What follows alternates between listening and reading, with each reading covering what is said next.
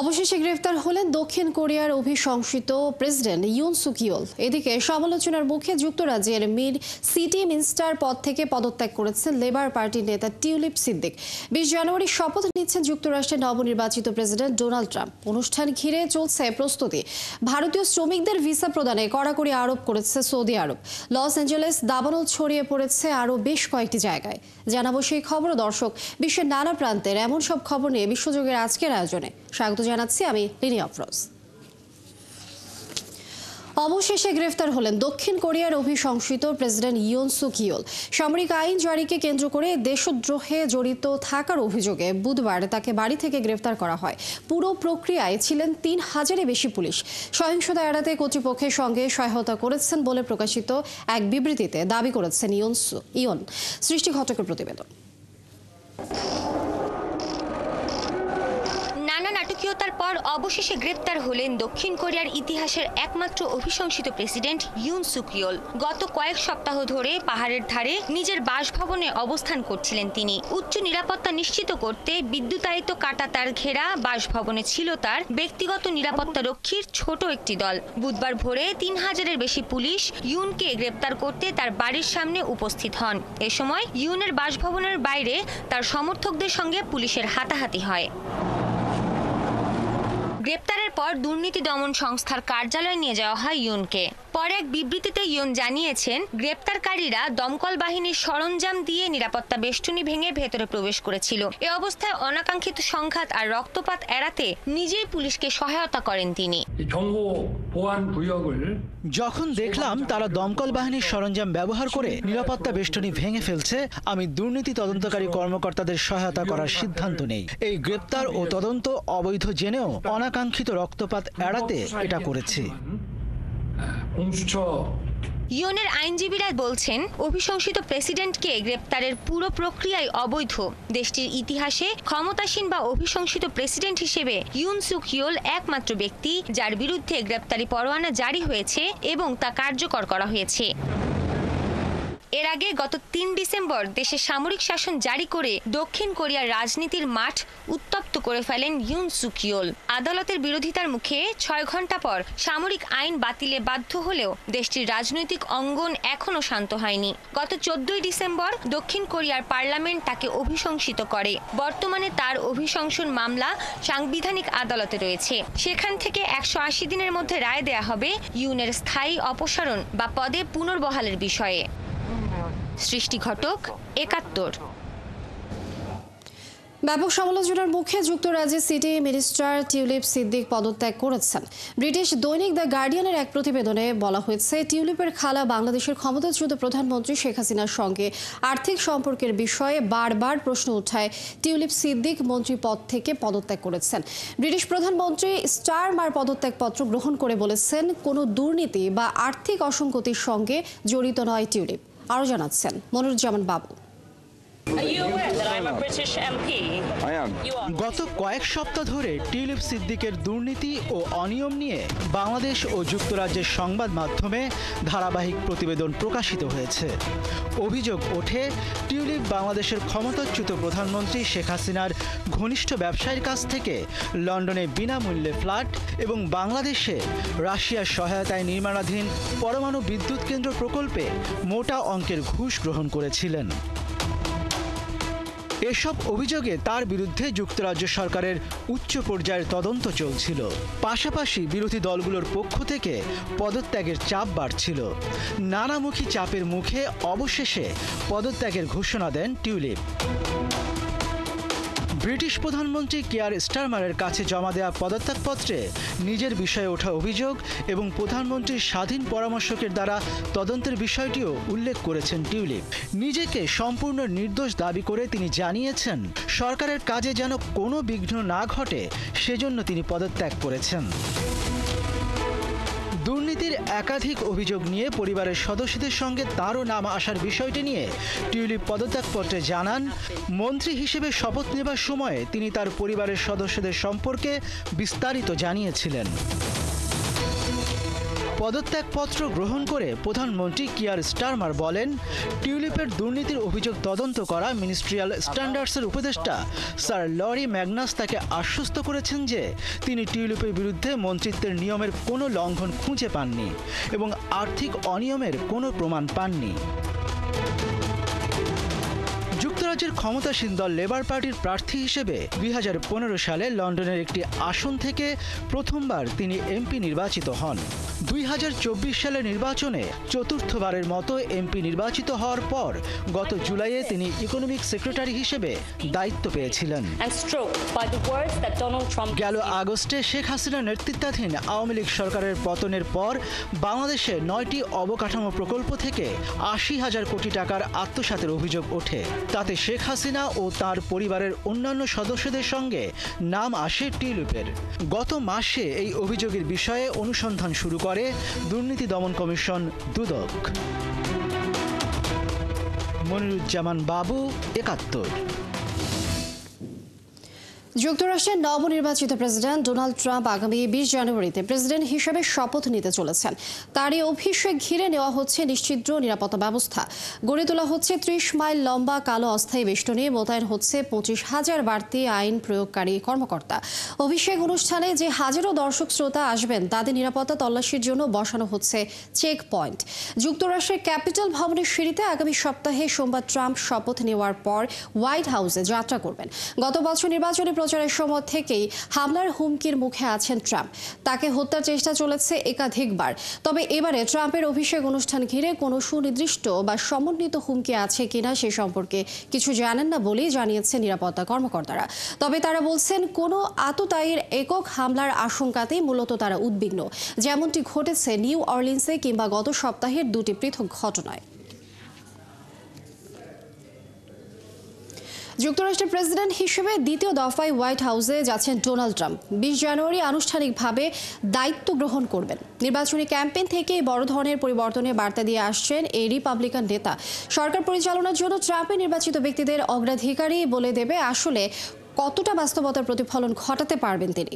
আরও জানাচ্ছেন মাহফুজুর রহমান। মার্কিন প্রেসিডেন্টের দায়িত্ব নিয়েই প্রথমেই ডোনাল্ড ট্রাম্পকে পরীক্ষা দিতে হবে পররাষ্ট্রনীতিতে। শুরু থেকে ট্রাম্প বলে আসছেন ইউক্রেন যুদ্ধ দ্রুত শেষ করবেন তিনি। বিশ্লেষকরা বলছেন এ কাজ করতে তাকে বেগ পেতে হবে। ট্রাম্প যদি নিরাপত্তার নিশ্চয়তা দিয়ে ইউক্রেনকে ভূখণ্ড হারানোর বিষয়টিকে গ্রহণ করাতে চাপ দেন তাহলে যুক্তরাষ্ট্রের গ্রহণযোগ্যতা বাড়বে। তবে তিনি যদি একতরফা বা ভারসাম্যহীন শান্তি চুক্তির জন্য ইউক্রেনকে চাপ দেন তাহলে মূলত পুতিনেরই জয় হবে। তখন ইউক্রেনের অস্তিত্ব নির্ভর করবে ইউরোপের উপর। এক্ষেত্রে যুক্তরাষ্ট্রের অঙ্গীকার নিয়ে প্রশ্ন তোলার সুযোগ পাবে চীন সহ অন্যরা। গুরুত্বপূর্ণ পরীক্ষা ক্ষেত্র হয়ে উঠতে পারে মধ্যপ্রাচ্যও। ইসরায়েল ও হামাসের মধ্যে যুদ্ধবিরতি চুক্তিতে রাজি করানোর ক্ষেত্রে সফলতা দেখাতে পারেন ট্রাম্প। এক্ষেত্রে ফিলিস্তিন রাষ্ট্র গঠনের মাধ্যমে ইসরায়েলকে দীর্ঘমেয়াদী সমাধানের দিকে নাও নিয়ে যেতে পারেন তিনি। একই সাথে ইরানের উপর আরও কঠোর অবস্থানে যেতে পারেন ট্রাম্প। এক্ষেত্রে প্রথম মেয়াদের মতো নিষেধাজ্ঞা নীতি কাজে নাও আসতে পারে, কারণ ইরান তেল বিক্রির জন্য এরই মধ্যে একটি ছায়া নেটওয়ার্ক তৈরি করে ফেলেছে। চীনকে নতুন বাজার হিসেবে বেছে নিয়েছে তারা। কিভাবে চীনকে মোকাবেলা করা যায় সেটি হতে পারে গুরুত্বপূর্ণ ভূরাজনৈতিক ইস্যু। এক্ষেত্রে দক্ষিণ চীন সাগরে সংকটে পড়তে পারেন ট্রাম্প। তাই সেখানে ফিলিপাইনকে সহায়তা করবেন নাকি ত্যাগ করবেন সেটিও একটি বড় পরীক্ষা হবে। শুল্ক নীতিতে ট্রাম্প কতটা ভয়ঙ্কর হতে পারেন সেটি প্রকাশ করবে চীন। এরই মধ্যে ট্রাম্প ঘোষণা দিয়েছেন চীন থেকে আমদানির ক্ষেত্রে 60% শুল্ক আরোপ করবেন। এটি কি দর কষাকষি নাকি যুক্তরাষ্ট্রের অর্থনীতিকে চীন থেকে আলাদা করার সত্যিকারের ইচ্ছা, সেটি 2025 সালে স্পষ্ট হবে। তালিকার শীর্ষে চলে আসবে অবৈধ অভিবাসন। গণহারের প্রত্যাবাসনের প্রক্রিয়া ঘটতে পারে। এছাড়া ট্রাম্পের প্রথম আমলের ট্যাক্স প্যাকেজের মেয়াদ শেষ হবে 2025 সালের শেষ দিকে, তাই ট্যাক্স কাটও গুরুত্ব পাবে। মাহফুজুর রহমান, 71। যুক্তরাষ্ট্রে এবারের প্রেসিডেন্ট নির্বাচনে ডোনাল্ড ট্রাম্প পুনর্নির্বাচিত না হলে 2020 সালে প্রেসিডেন্ট নির্বাচনের ফলে উল্টে দেওয়ার চেষ্টার অভিযোগে দোষী সাব্যস্ত হতেন তিনি। মঙ্গলবার এক প্রতিবেদনে একথা জানিয়েছেন সরকারি তদন্তে নেতৃত্ব দেয়া বিশেষ কাউন্সিল জ্যাক স্মিথ। এদিন কংগ্রেসে বিচার বিভাগের প্রকাশিত আংশিক প্রতিবেদনে স্মিথ লিখেছেন ট্রাম্পের বিরুদ্ধে প্রমাণ তার বিচার চালিয়ে যাওয়া এবং তাকে দোষী সাব্যস্ত করার জন্য যথেষ্ট ছিল, কারণ 2020 সালে মার্কিন প্রেসিডেন্ট নির্বাচনে পরাজয়ের পরও ক্ষমতার থাকার জন্য অপরাধমূলক প্রচেষ্টা চালিয়েছিলেন তিনি। তবে গত 5 নভেম্বরের নির্বাচনের জয়ের কারণে তার বিরুদ্ধে আর আইনি লড়াই চালিয়ে যাওয়া সম্ভব না, কারণ ট্রাম্পের হোয়াইট হাউসে ফিরে আসার মঞ্চ প্রস্তুত হয়ে গেছে। এ বিষয়ে ট্রুথ সোশ্যালে ট্রাম্প স্মিথের প্রতিবেদনকে রাজনৈতিক উদ্দেশ্যে প্রণোদিত আক্রমণ বলে উল্লেখ করেছেন ট্রাম্পের আইনজীবীরা। চিঠিটি জনগণের জন্য উন্মুক্ত করেছে বিচার বিভাগ।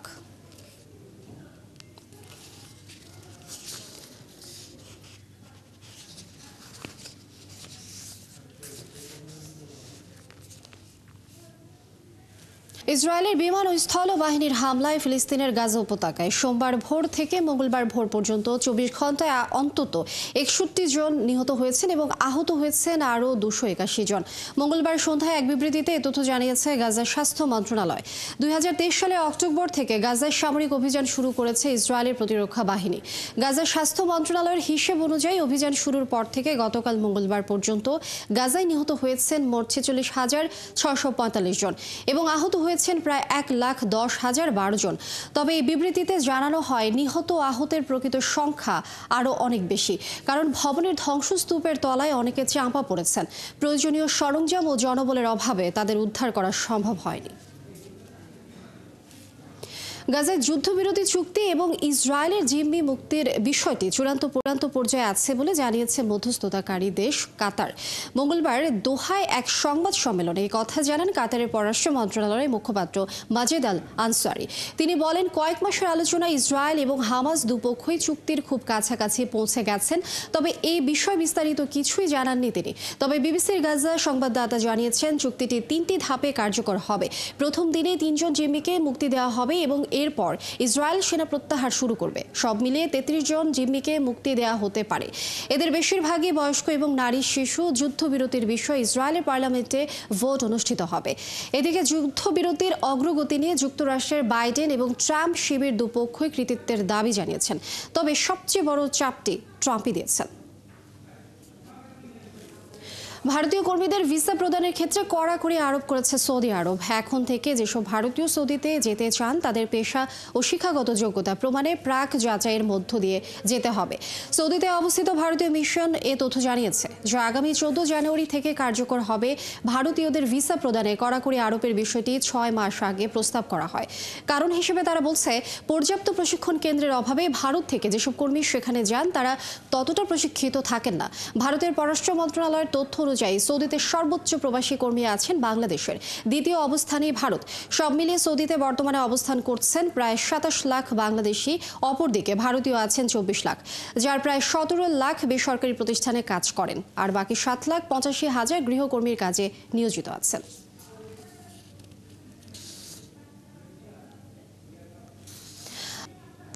যুক্তরাষ্ট্রের লস অ্যাঞ্জেলেসের ভয়াবহ দাবানল নতুন করে ভেঞ্চুরা কাউন্টিতে ছড়িয়ে পড়েছে। এরই মধ্যে সেখানকার 56 একর জায়গা পুড়ে গেছে। ফায়ার সার্ভিসের কর্মীরা জানিয়েছেন, তীব্র বাতাসে বেশ বেগ পেতে হলেও তারা আগুনের এগিয়ে যাওয়া থামাতে সক্ষম হয়েছেন। তবে ক্ষতিগ্রস্ত জায়গাগুলোতে জ্বলতে থাকা আগুন একটু নিয়ন্ত্রণে আনা যায়নি। এই আগুনই জরুরি সেবাদানকারীদের জন্য বড় চ্যালেঞ্জ হয়ে দাঁড়িয়েছে। তাই ওই এলাকা থেকে স্থানীয়দের নিরাপদ স্থানে সরে যাওয়ার নির্দেশ দিয়েছে স্থানীয় কর্তৃপক্ষ। ক্যালিফোর্নিয়ার ফরেস্ট্রি ও ফায়ার প্রোটেকশন বিভাগের বলছে, অঙ্গরাজ্যটিতে বর্তমানে 124টি ছোট বড় দাবানল চলমান। এতে ক্ষতিগ্রস্ত হয়েছে 164 বর্গ কিলোমিটারে বেশি এলাকা। ধ্বংস হয়েছে 12,000-এর বেশি অবকাঠামো। যুক্তরাষ্ট্রের জাতীয় আবহাওয়া বিভাগ দক্ষিণ ক্যালিফোর্নিয়ার বেশিরভাগ এলাকায় লাল সতর্কতা জারি করেছে। একই সাথে ভেঞ্চুরা এবং লস অ্যাঞ্জেলেস কাউন্টির চরম অগ্নিকাণ্ডের আবহাওয়ার পরিস্থিতির মুখোমুখি হতে পারে বলে সতর্ক করেছে। ভারতের রাজধানী দিল্লি ও আশপাশের এলাকা ঢাকা পড়েছে ঘন কুয়াশায়। এমন পরিস্থিতিতে দিল্লি বিমানবন্দরে 184টি ফ্লাইট বিলম্বিত ও 7টি বাতিল করা হয়েছে। আবহাওয়া অফিস বিকেল ও রাতের দিকে আরও ঘন কুয়াশার পূর্বাভাস দিয়েছে। ফ্লাইট বিলম্বের পাশাপাশি দিল্লিগামী 26টি ট্রেনও ধীর গতিতে চলছে। সময় মতো ট্রেনগুলো গন্তব্যে পৌঁছাতে পারছে না। এর আগে ভারতের আবহাওয়া অফিস দিল্লিতে ঘন কুয়াশা ও আকাশ মেঘাচ্ছন্ন থাকার পূর্বাভাস দিয়েছিল। তাছাড়া হালকা বৃষ্টিও হতে পারে বলে জানানো হয়। এয়ার কোয়ালিটি ইন্ডেক্সের মতে বিশ্বের দূষিত শহরের তালিকায় 277 স্কোর নিয়ে শীর্ষে অবস্থান করছে দিল্লি। অর্থাৎ শহরটির বায়ু মানুষের স্বাস্থ্যের জন্য অত্যন্ত ক্ষতিকর। এদিকে বিশ্বের দূষিত শহরের তালিকায় বাংলাদেশের রাজধানী ঢাকা দ্বিতীয় অবস্থানে রয়েছে। শহরটির স্কোর 251। দর্শক, এই ছিল আজকের আয়োজনে। কাল একই সময় আবারও হাজির হবে বিশ্বযোগ। চোখ রাখুন ৭১ ফেসবুক পেজে এবং সাবস্ক্রাইব করুন ৭১ ইউটিউব চ্যানেল। ৭১ সাথে থাকুন।